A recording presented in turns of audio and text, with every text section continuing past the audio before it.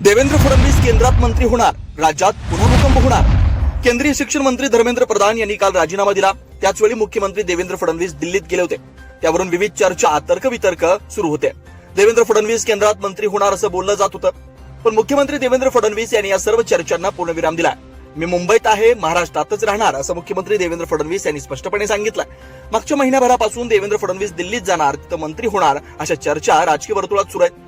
उद्धव ठाकरे गटाचे 6 खासदार फुटल्यापासून ही चर्चा जास्त जोरात सुरू झाली।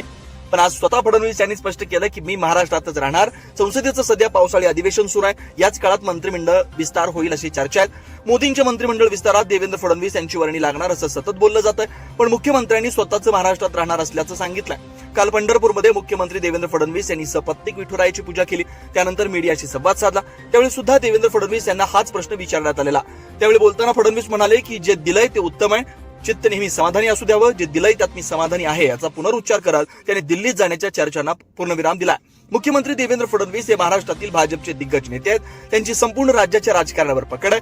भाजपचा महाराष्ट्रात विस्तार करण्यात त्यांची महत्त्वाची भूमिका आहे। त्यांच्या नेतृत्वाखाली महाराष्ट्रात अनेक प्रकल्प आकाराला आलेत। इन्फ्रास्ट्रक्चर मॅन अशी सुद्धा त्यांची ओळख आहे, कारण फडणवीस यांच्या कार्यकाळात अनेक पायाभूत सोयीसुविधांचे प्रकल्प आकाराला आलेत।